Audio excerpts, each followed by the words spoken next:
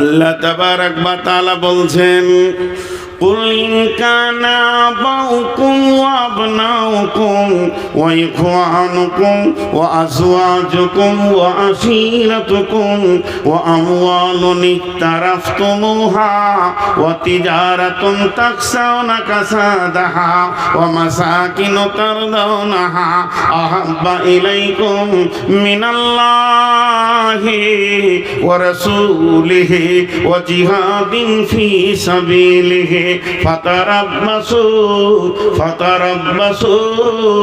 فتربصوا حتى يأتي الله بأمره।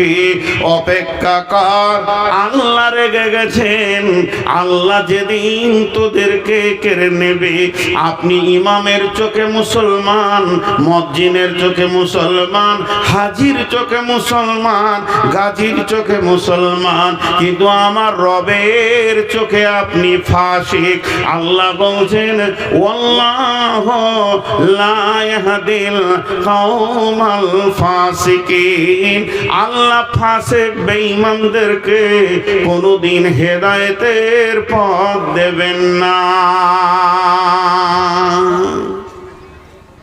একটা ছোট্ট সত্য কথা জিজ্ঞেস করব, যদি সত্য সত্য আপনি উত্তর দিতে পারেন তাহলে আলহামদুলিল্লাহ পড়ব। একটা হিন্দু ছেলে আপনার এলাকায় চলাফেরা মুসলমানদের মতো, গোসল করে, পেচ্ছাপ করে, পানি নেয়, মূর্তি ফুর্তি মানে না, ওগুলোর প্রতি ওর ধ্যান ধারণা নাই, ও পুজোকে গুরুত্ব দেয় না, ওইদিকে যায় না। মাঝে মাঝে আপনার সঙ্গে চা খায়, ফুটবল ময়দানে খেলতে যায়, আর মাঝে মাঝে বলে তোদেরই ওইটা ভালো রে, আজান হচ্ছে কত, একসঙ্গে নামাজ পড়ছিস। এখন ওকে আপনি মনে মনে পার্সেন্টেজ করছেন, উফ 80% চলে এসছে এইদিকে, আর একটু হলেই মুসলিম হয়ে যাবে। এই আকাঙ্ক্ষাটা আপনার হবে কি হবে না? 4 জন বলেছেন, সবারই কাছে একবার শুনতে চাইছি, যদি কোনো হিন্দু ছেলে আমাদের ধর্মকে ভালোবাসে, আমাদের চালচলনকে ভালোবাসে, তো আপনার দিল কৌতূহল হবে কি হবে না যে মুসলমান হয়ে যাক? হবে। সত্য কথা বলেছেন, আলহামদুলিল্লাহ। তাহলে একটা হিন্দুর চালচলন মুসলিম দেখলে যদি আপনার এটা মনে হয় আমাদের চালচলন তো হিন্দুদের 16 আনা হয়ে গিয়েছে, তাহলে ওদের মনটা বলবে না যে 2-4 চাবুক লাগাই নিয়ে ঢুকে যাবে সব? ওদের বলাটা কি অন্যায় আছে বলেন?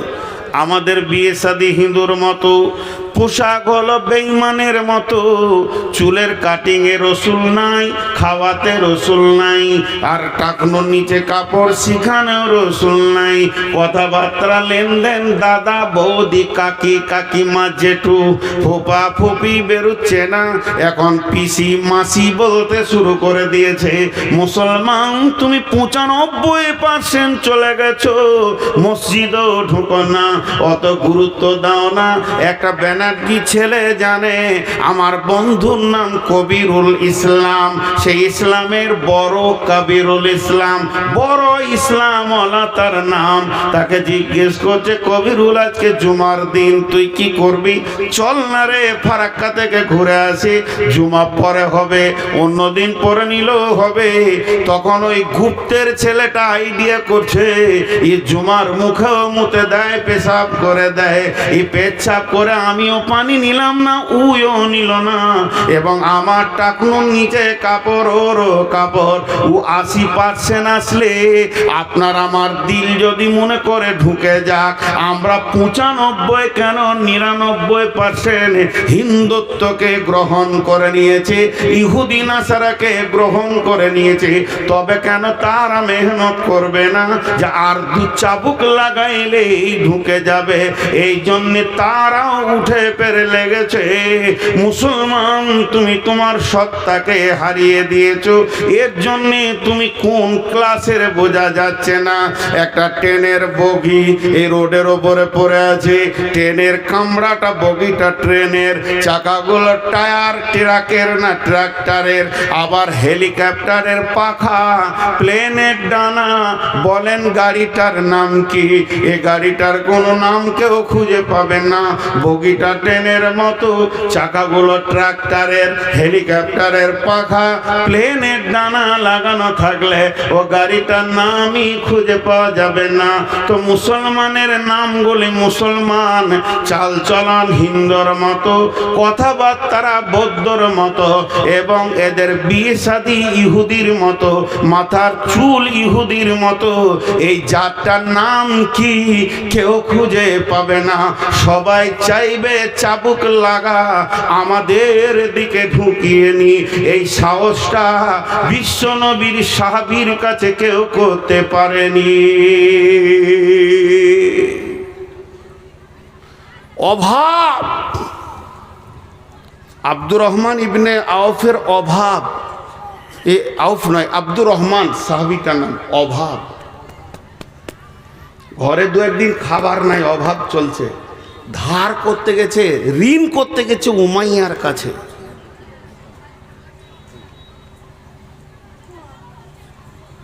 ঋণ কার কাছে করতে গেছে? উমাইয়ার কাছে। আর উমাইয়া পাকা বেঈমান, সুদের ব্যবসায়ী। দেখেন, অথচ ওর আত্মীয়, ই কালেমা পড়েছে, ও পড়েনি। উমাইয়াকে বলছে, উমাইয়া রে, কিছু ঋণ টিন দিবি, কদিন কষ্টতে আছি রে। বলে, তোকে কি করে ঋণ দেবো, তুই যে সুদ দিবি না রে। তো উত্তর দিচ্ছে, খেতে না পেলেও তোকে সুদ দেবো না, মরে যাব তাও ভালো, সুদ দেবো না, কালেমা পড়েছি। কি বলছিস তুই বল? এর নাম ঈমান, এর নাম ঈমান। আর কালকে যদি এজেন্ট ঢুকে যাই চিন্তামণি, ফতেপুরে, এইখানে ছাইতনিতে, যত এলাকার লোককে চিনি, বা আমার গ্রামে, খালি ওকে ডেকে চায়ের দোকানে বলছে, এত টাকা জমা করলে এই মাসে এত, এই মাসে এই হয়ে যাবে, এই 3 মাসের মধ্যে 4 কোটি টাকার মালিক বলেছে, ও কাউকে শুধবে না। লাগেন আমার একটা নাম দিন, কি লাগবে? ছবি লাগবে, আধার কার্ড, এই আধার কার্ডে জিজ্ঞেস করুন। ঢুকে পড়লো। সাহাবীদেরকে পারেনি, পেটের অভাবও পারেনি। আজকে আমরা শেষ হয়ে গেছি, আজকে আমরা শেষ হয়ে গেছি। ফুটবল দেখেছেন? ফুটবল, আর লোকগুলো ফুটবল দেখে নাই গো। জালসা করতে গেলে এগুলো একটা করে নিয়ে যেতে হবে আর কি। ফুটবল তো বিরাট বড় গ্রাউন্ডে 11টা যুবক নেমেছে। পশ্চিম দিকে 11টা যুবক ফুটবলকে মারতে মারতে পূর্ব দিকে নিয়ে আসছে, আর পূর্ব দিকে 11টা যুবক পশ্চিম দিকে নিয়ে যাচ্ছে। কেউ ওকে গছে না, পটাস ওই দিকে যাচ্ছে, তো ওরা পটাস।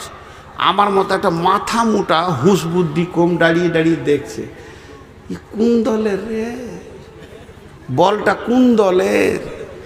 ওদের গেঞ্জি হলো সাদা, এদের গেঞ্জি লাল। তো কোন দলের ও কেউ যে লাই না রে। দুটো প্লেয়ারের পায়ে এরম করে লেগেছে, আর বলটা এসে আবার আমার পায়ের কাছে পড়েছে। তো অনেকক্ষণ থেকে লাত খেয়েছে, তো আমার কোল যেতে লাগছে আর কি। তো এমনি করে কুড়িলে বললাম, ভাই তুই এত লাত খেয়েছিস রে, তুই কোন দলের? আর তোকে লাত খাইছে কেন বলতো? দুটো প্রশ্ন করলাম, তুই কোন দলের, তোকে লাত খাইছে কেন? ফুটবল উত্তরে বলছে, আমি কোনো দলের লয়। তো গরু চুরি করেছিলি না? তা লাত খাইছে কেন? ওই যে আমার ভিতর ফাঁকা, ওই লেগে লাত খেয়েছি। কই ইটকে মারুক তো দেখি, একটা পাথরকে মারুক তো দেখি, কত শালা হিরো আছে ওরা। আমি ফাঁকা। তো বর্তমান রাজনৈতিক ময়দানে মুসলিমরা হলো ফুটবল। কথা ঠিক না ভুল বলে? কেন? সিপে মেরেছে এককালে লাত। আপনারা খেয়াল করেছেন কিনা, যে লোকগুলো সিপেমে মাস্তানি করে হারাম খেয়ে হিরো হয়েছিল, ওরাই বা তৃণমূলে হিরো। খালি কালার চেঞ্জ করেছে, সারা জীবন ওদেরকে এই করতে হবে। যে লাত খেয়েছে, এই লাত খেয়েছে, ওই লাত খেয়েছে। তা আসলে কি, ওর ভিতরটাই ফাঁকা। ভিতরে হৃদয়ে আল্লাহ থাকবে, রসুল থাকবে। সাহাবীরা ছিল পাথরের মতো অটল, হিলাইতে পারেনি। কিন্তু এরা লাত খেয়েছে, ওই জন্য শেষ হয়ে গেছে।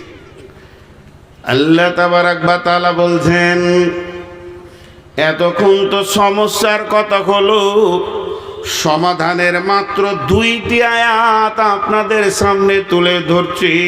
ফালিয়াবুদু রব্ব হাযাল বাইত আল্লাযী আত'আমাহুম মিন জু'ইন ওয়া আমানাহুম মিন খাউফ। এখন কি হলো? চালাবো তো ওই যতই ধরবো ওইখানেই শেষ। কত কালেকশন দিয়েছে? কে কালেকশন করবে? মাথা খারাপ, আমি বকতে এসেছি। সবাই কালেকশন করলে হবে? লোকগুলো গরিব হয়ে যাবে না, পকেটে যে কটা আছে সব বেরিয়ে যাবে খামখায়। কেউ দিয়েন না টাকাছি খামখায়। ছোট দুটি সমাধানের আয়াত আপনাদের সামনে তুলে ধরেছি। এই আয়াত দুটি শুনে বাড়ি চলে যাবেন না। আমার পরে বক্তা আছে, যে না কে আছে আমার পরে? আব্দুল জব্বার সাহেব, মাশাআল্লাহ ভালো বক্তা। বিসমিল্লাহির রহমানির রহিম। ফালইয়াবুদু রব্ব হাযাল বাইত। আপনারা চালাক দেখেছেন? সবাই তাকান আমার দিকে। চালাক দেখেছেন? তাড়াতাড়ি বলেন। না দেখেন না, ওই যে উঠে পালাচ্ছে বলে চালাক। তাকান তাকান, তাড়াতাড়ি দেখবেন তো। দেখেন, রসুল বলেছিলেন জান্নাতি দেখেছো? তা আমি তো আর রসুল লই, ওটা বলতে পারবো না, কিন্তু চালাক বলবো। কিন্তু চালাক আসলে লাই। চালাকের 3 জায়গায় পায়খানা, তো ওদের 3 জায়গায় পায়খানা লাগবে। এই যে আদায়ের কথা একটু সাউন্ড ওদের কানে পড়েছে, কেটে পর। কাটলে কি হবে বাপ? হয় মাদ্রাসায় দিছিলে, নাই হসপিটালে দেবে। আল্লাহ লিবে। ঘর যেতে যেতে এত জোরে কাশবে, আম গাছে মাথা ঠুকে যাবে, এখানে 4টা সেলাই হবে, হসপিটালে 3 মাস পড়ে থাকবে, সব পিঁড়ে রস বের করে নিবে আল্লাহ। দেখেছেন? আর আমার সঙ্গে কথা বলে না। আখ পিড়া আখের রস বার করা মেশিন দেখেছেন? কটা চাকা থাকে? 3টে থাকে। 3টে থাকে। যেগুলো রাস্তাঘাটে বের করে বড়গুলো 3টে থাকে। কয়টা? 3টে এক মাপের? 3 মাপের। কেন বলেন দেখিন? কুসরও ছোট বড় আছে। কুসর হচ্ছে কয় মাসের ফসল? 11 মাস। ধান 3 মাস, সব কিছু 1 মাস 2 মাস 3 মাস। তো কুসরকে 11 মাস চাষি ভালোবাসছে, ওকে বাঁধছে, যত্ন করছে। আর পাশে ধান কেটে নিলে, গম কেটে নিলে, আলু তুলে নিলে, পেঁয়াজ ওষুধ উঠে গেল। কুসর মনে মনে ভাবছে যে আমি চাষির বড় জামাই। ওকে পানি দিচ্ছে, খোল দিচ্ছে যে আরো মোটা হয়। যত মোটা হচ্ছে কুসর ভাবছে যে আমার শরীর স্বাস্থ্য ভালোই আছে, চাষি মনে হয় খুশি। কিন্তু চাষি খুশি অন্য কারণে, রস বার করবে। ও সারা বছরের জামাইগিরি বের করে দেবে, একবার মেশিনে ভরবে তো 1 ফুটা ওই দিকে নিয়ে যেতে দিবে না। বার কর রস, তারপরে যা। জমিতে তুই ছিলি তো। আল্লাহর জমিনে কুসর পিরা মেশিন 3টে আছে। কোর্ট, হসপিটাল আর মাদ্রাসা। মাদ্রাসায় না, কোর্ট, হসপিটাল আর থানা। মাদ্রাসায় যদি দিবি ওটা জমা, আর না দিবি পিড়ে বের করে নিব। তুই এইখান থেকে উঠে পালাবি, ঢালাইয়ের রাস্তায় উবর হয়ে পড়বি, নাকে 4খানা সেলাই করে হাসপাতালে বার করবো 22,000 টাকা। তো যান, উঠে যান, এবার যান। কে যাবেন? যান। ওই চালাক 3টে গেল, খবর নেবেন কালকে হাসপাতাল আছে ওরা। যান। হ্যাঁ, মুসাকে আল্লাহ কাবু করেছে। দিবি তা দে, আর না হয় মেশিনে বার কর। একজনা নিয়ে যেতে পারেনি, টাকা আর নিয়ে যেতে পারবে না। চ্যালেঞ্জ। আল্লাহ মেশিন 3টে রেখে দিয়েছে টাকা বের করার। তো আমি যে কথা আপনাদের সামনে বলছিলাম, আল্লাহ কি বলছেন?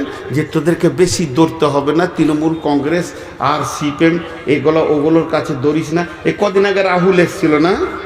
আর আমি সেদিনে এমন জামে পড়ে গেছি, আর আমাকে নিয়ে যাচ্ছে নুরুল হুদা। রাহুলকে দেখে এত খুশি কিছু যুবক, মনে হচ্ছে স্বয়ং জিবরাইলকে দেখছে। হ্যাঁ, আর ওর বাপ হয় ওইটা, লাফিয়ে কুদে শেষ হয়ে গেল। আরে হারামখোর, তুই অতটা খুশি আল্লাহ কিনে হস না। জি, একটা রাহুল এসছে, কত খুশি। এর থেকে বড় খুশি আমার রব কিয়ামতের মাঠে বলবে, এসেছি রে তোদেরকে দেখা করতে। সকলে রোজা রাখবো ইনশাআল্লাহ। জোরে বলেন রোজা রাখবো ইনশাআল্লাহ। সকলে জোরে বলেন রোজা রাখবো ইনশাআল্লাহ। আল্লাহ এসে দেখা করবে আপনাকে। জি, সুসংবাদ। ওদিকে আমি যাচ্ছি না। তো আল্লাহ দুটি কথা বললেন। 1 নম্বর বললে, তোরা এই যে মসজিদটা আছে, মসজিদের দিকে সবাই মনে মনে আঙ্গুলটা তুলেন, নিজের নিজের গ্রামের মসজিদের দিকে নিজের নিজের আঙ্গুলটা তুলেন। আমি আমার গ্রামের দিকে তুলছি, আমার বাড়ির পাশে আছে, বাড়ির বাম পাশেই আছে ঢুকতে। তো আল্লাহ বলছেন ফালিয়াবুদু রব্ব হাদাল বাইত, এটা কাবাকে কেন্দ্র করে আয়াতটা নাজিল হয়েছে। তবে তাফসীর করতে গিয়ে বলা যাবে এই মসজিদ ঘরটা, এই ঘরের যে মালিক, ওই মালিকের পায়ে তুই উবুর হয়ে পড়ে যা, মালিককে জড়িয়ে ধর আর চোখের পানিতে মালিককে বল, মালিক রে তোর দরজা ছেড়ে দিয়ে বহুত দূরে চলে গেছিলাম, খালি লাত আর লাত আর থাপ্পড় খেয়েছি, লাঠি খেয়েছি, রুটি পাইনি। মাবুদ রে তোর গোলাম তোর কাছে ফিরে এসেছে, তুই ক্ষমা করে দে, আর আমাদের নিরাপত্তার দায়িত্ব তুই নে। আমার কোরআন বলছেন আল্লাযী আত'আমাহুম মিন জু'ইন ওয়া আমানাহুম মিন খাওফ, তোদের ঘরে আল্লাহ বরকতের ডালি ভরে দেবে রে, অভাব দেখতে পাবি না, রুজি তোদেরকে দেবে। আর তোদেরকে যে দিক থেকে আযাব আসুক, মারপিট আসুক না কেন, আল্লাহ নিরাপত্তার চাদর দিয়ে ঘেরে নেবে। আল্লাহ তোদেরকে নিরাপত্তা দেবে। একটি কথা যিনি মুসলমান তিনি মুখ দিয়ে বলবেন, যিনি অন্য কোনো জাতি যদি থাকেন তা আপনি বলিয়েন না কোরআনে একটা শব্দ ভুল আছে। তাহলে এটা কোরআন থেকে বললাম। আল্লাহ বলছে ঢুকে যা, আমার অফিসে ঢুকে যা, পঞ্চায়েত যেতে হবে না, ব্লক যেতে হবে না, দরখাস্ত দিতে হবে না, ডেপুটেশন দিতে হবে না, তোরা ঢুকে যা। হাজি ভাই একটা মসজিদ নিয়েছে, ভারতবর্ষে কয়েক লক্ষ মসজিদ আছে, কই মুসলমানরা রাগ করে সেই দিন থেকে সবাই মসজিদ ঢুকে গেল না? তো তাহলে ওদের মাথা টনক উড়ে যেত, কি করেছি রে বাবা, কি করেছি। আমি তো বলছি সব জায়গায় ওই জাতিদের জানে শান্তি নাই, শান্তি না থাকার কারণে ওরা নিজেদের দেবদেবীকেও শান্তি দিতে পারছে না। শেষকালে রাম এসে মুসলমানদের মসজিদে জায়গা নিলেন। আবার জানটা এতদিনে ঠান্ডা হলো, যতগুলো ঠাকুর আছে সব ঢুকবে মসজিদে, যাবে কোথা, কদিন পরে মুদিও ঢুকবে, দাঁড়ান কালেমা পড়বে, এই কেবল দাড়ি ছেড়েছে। জি অমিত শাহ শান্তি পাবে না মসজিদ ছাড়া। আল্লাহ ওদেরকে হেদায়েত দেখ, না হয় ধ্বংস করে দেখ, আমিন আল্লাহুম্মা আমিন। আল্লাহ হয় হেদায়েত দেখ আর না হয় ধ্বংস করে দেখ। তো শান্তির জায়গাতে তোরা চলে আয়। আল্লাহ নিজেই ডাকছে, হাইয়া আলাস সালাম হাইয়া আলাল ফালাহ। বাংলায় বলি আয় তোরা সলাতের দিকে আয়, নামাজের জন্য আয়। আজানটা যদি বাংলা হয় তো এরকম হবে, আয় আয় তোরা নামাজের দিকে আয়। আর ফালাহ যখন বলবে এরকম হবে, আয় তোরা নিরাপত্তা শান্তির মুক্তির দিকে আয়। এখানে এত নিরাপত্তা আছে, শান্তি আছে, মুক্তি আছে, নিবি তো তোরা আয়। যখন মসজিদওয়ালা ডাকছে, ও চায়ের দোকানে বসে বসে বলছে আমাদের পশ্চিমবঙ্গে যদি শান্তি নিতে হয়, এনআরসি যদি বাঁচতে হয়, মমতাকে ডেপুটেশন দিতে হবে। আমার রবের মুখে কি পড়ে যাচ্ছে দেখলেন, রবের মুখটা লজ্জিত হয়ে ফিরে যেছে। আমি আসমান জমিনের মালিক ডাকলাম নিজে থেকে, তুই বলিসনি, তারপরও আমাকে অ্যাভয়েড করে একটা নন মুসলিম মেয়ের কথা চিন্তা করছিস, সে তোদের শান্তি দেবে। আল্লাহ বলছে শান্তি পাবি না, আমি আগুনে পেট্রোল দিব রে, শান্তির মালিক আমি আল্লাহ। এর দিকে আল্লাহ তাবারাক ওয়া তাআলা বলছেন, ইয়া আইয়ুহাল্লাযীনা আমানু, হে ঈমানদারেরা, হাল আদুল্লুকুম আলা তিজারাতিন তুনজিকুম মিন আযাবিন আলীম, তোদেরকে কি এমন একটা ব্যবসা শিখিয়ে দেব না যে ব্যবসাটা করলে তোরা আযাবে আলীম থেকে বেঁচে যাবে? সেটা হলো কি? তুমিনুনা বিল্লাহ।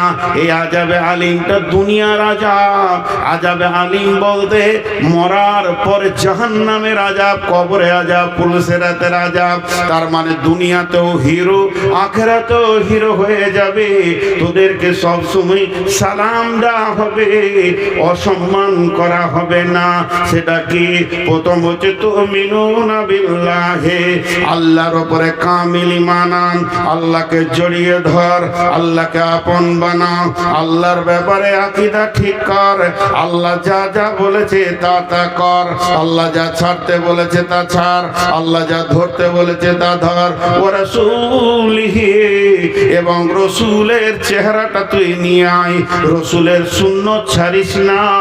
স্বয়ং নবীজি বেঁচে আছেন, স্বয়ং নবীজি বেঁচে আছেন, স্বয়ং নবীজি বেঁচে আছেন। সাহাবীরা জিহাদের ময়দানে গিয়ে 3 দিন মহড়া চলছে, কিন্তু বিজয়ী আনতে পারছে না। তারা আপসে আলোচনা করলো যে আমাদের কি ত্রুটি রয়েছে, ইঞ্জিনের সবই রয়েছে কিন্তু চালু হচ্ছে না কেন? দেখা গেছে শুধুমাত্র নজলে হাওয়া ঢুকে গেছে, ক্ষুদ্রতম একটা ত্রুটির কারণে বিরাট বড় জিসিবি যে সমস্ত মাটিকে কেটে দেবে সেই স্টার্ট হচ্ছে না। এক কিল মানে নজলে হাওয়া ঢুকে গেছে, সেই এত বড় কাজ করছে। সাহাবীরা আপসে মাশওয়ারায় বসে গেলেন যে আমাদের কি ত্রুটির কারণে আমাদের মতো জিসিবি আটকে গেছে বেঈমানদের কাছে। তারা দেখলো 3 দিন আমাদের মেসওয়াক করা হয়নি, দাঁতন করা হয়নি। এটা ফরজ নয়, এটা ওয়াজিব নয়, এটা সুন্নতে রাসূল। একটা সুন্নত না থাকার কারণে আমরা এত দুর্বল হয়ে গেছি, বেঈমান মূর্তি পূজকের কাছে আমরা আগাতে পারছি না। অতএব তারা বলল আগামী সকালেই উঠে প্রথমে ডাল ভেঙে দাঁতন করো। সমস্ত সাহাবীরা একসঙ্গে রসুলের সুন্নতকে জীবিত করার জন্য যে গাছের ডাল ভেঙে দাঁতন করতে শুরু করেছে, এদের দাঁতন কড়া দেখে বেঈমানেরা ময়দান ছেড়ে পালিয়ে গেছে। আজকে এত রেগে গেছে রে, কাউকে বাঁচিয়ে রাখবে না। তাহলে একটা সুন্নতির যদি এত মজবুত ক্ষমতা হয়, বুলেটের মতো ক্ষমতা হয়, ও নবী মুহাম্মদের উম্মত, তুমি দাড়িকে চেঁচে ফেলে দিয়েছো, জিহাদের ময়দানে নেমে তোমার কোনো লাভ হবে না। প্রিপারেশন নিতে গেলে যেমন যেমন কাজ তেমনি তেমনি কাজ সাথে নিতে হয়। জিহাদের প্রথম শব্দ হচ্ছে তুমিনুনা বিল্লাহ, আল্লাহকে সঙ্গে লাগবে, ওয়া রাসূলিহি, পূর্ণাঙ্গ রসুলের সুন্নতকে জড়িয়ে ধরতে হবে, ওয়া জিহাদিন ফি সাবিলিহি, এরপরে তুমি জিহাদের দিকে পা বাড়াবে। তুমি যদি একা হও রোম সম্রাটকে গ্রহণ করবে, তুমি যদি 2 জন হও ভারতবর্ষ তুমি দখল করবে, পাশে মায়ানমার, বাংলাদেশ, চীন, জাপান, আপনার কিনা ভুটান, নেপাল কেউ বাদ যাবে না, সব তোমার মুষ্টির ভিতরে চলে আসবে। এত পাওয়ার বাড়বে যদি সুন্নতকে আল্লাহকে সাথে রাখতে পারো। এরপরে তুমি যেদিকে পা বাড়াবে ওই দিক মহাসমুদ্র তোলপাড় করছিল, সেও পর্যন্ত হাই রোডে পরিণত হয়ে যাবে।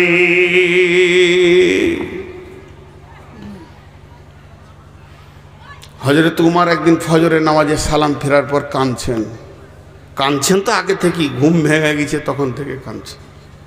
কাঁদার কারণটা কি? কাঁদার কারণটা হচ্ছে উনি রাতে একটা চিঠি লিখে বালিশের নিচে দিয়েছে। দেশে অনেক অভাব,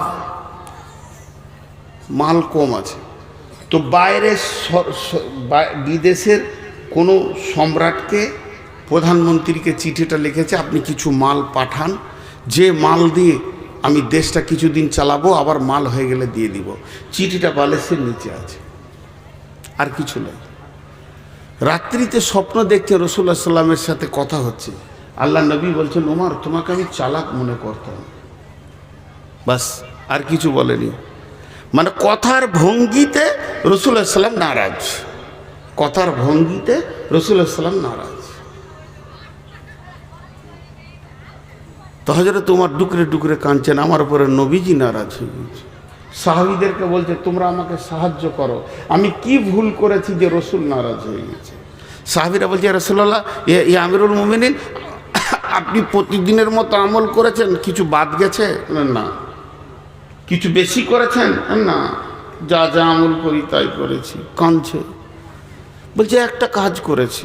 কি? বলে বিদেশে চিঠি লিখেছি, দেশে অভাব চলছে তো, বালিশের নিচে রাখা আছে, আজকে সকালে পাঠাবো, কাউকে দিয়ে, এটা ভেবে রেখেছি। সাহাবীরা বলেন, আমিরুল মুমিনিন, খলিফাতুল মুসলিমিন, আপনি কত বড় ভুল করেছেন। দেশে অভাব চলছে, বিদেশকে চিঠি লিখেছেন, অথচ কাছে আল্লাহ আছে, দরখাস্ত দিলেন না। এটাই নবীজি মেনে নিতে পারেননি, তাই আপনাকে ছোট করে কথা বলেছে। উমর রে, তোমাকে চালাক মনে করতাম। এটা কি আপনি খাপা পাগলার বোকার মতো কাজ করেননি? হযরত উমর চোখের পানিতে চিঠিটা ছিঁড়ে ফেলে দিলেন, ফেলে দিয়ে বললে, চলো আমরা ইস্তেসকার নামাজ পড়ব, আল্লাহ পানি দেবেন এবং আমাদের ফলে ফসলে ভরে যাবে। হযরত উমর ইস্তেসকার ইমামতি করলেন, মুষলধারা বৃষ্টি হলো, মদিনা ফলে ফসলে ভরে গেল। কাকে ডাকতে হয় এটা আমরা জানি না, আমাদের ত্রুটি শেষ নেই। জি ভাই, আমরা সব সময় যেন একটা ভুলের ময়দানে দৌড়ে বেড়াচ্ছি, ভুলের ময়দানে দৌড়ে বেড়াচ্ছি। সবটাই শেষ করে ফেলেছি আমরা।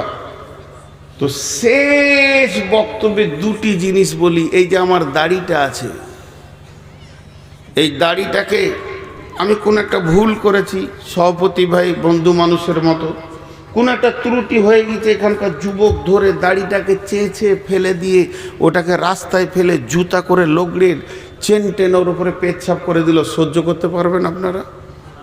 বলেন পারবেন? তাই যদি না পারেন, যারা দাড়ি চেঁচেছেন বলেন ওই দাড়িটা কোথা আছে? আপনি রসুলের সুন্নতটাকে যে কাটা করালেন নাপিতকে, সে কেটে এমনি করে এক জায়গায় রাখলো, দিয়ে ওই ঢপের ঘুমটির পেছনে ফেলেছে, গোটা বাজারওয়ালা সেখানে পেশাব করে। আল্লাহর মার কি সাদে আসছে? এবার বলেন, রসুলের জানি দুশ্মন হচ্ছে ইহুদি, ইহুদির মতো দুশ্মন অন্য কেউ নয়। সেই ইহুদিদেরকে আমরা ভালোবেসেছি কেন? একবার মাথার চুল চারিদিকে ছোট, মাঝের মাঝে বড়, এটা ইহুদিদের কাছ থেকে এসেছে। আজ মুসলমান ইহুদিকে গ্রহণ করেছে। এরা পাস করবে না এরা লাত খাবে? বিধায় আজকের টোটাল বক্তব্যটা ছিল আত্মসমালোচনা। আমি আমার লিকটা মারি, আমি আমার টিউবের লিকটা মারি, নিশ্চয়ই আমার চাকা আগা দিয়ে গড়বে।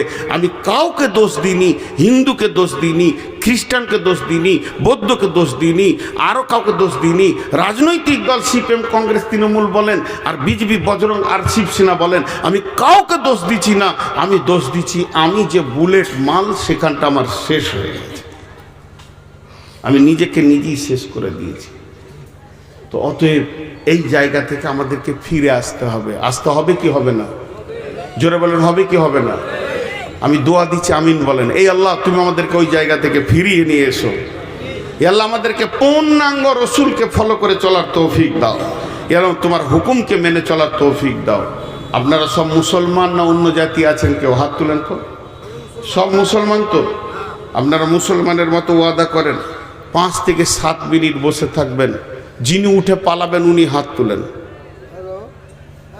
আমি চারিদিকে তাকিয়ে নিলাম, 5 থেকে 7 মিনিটের মধ্যে যিনি উঠে পালাবেন তিনি হাত তুলেন।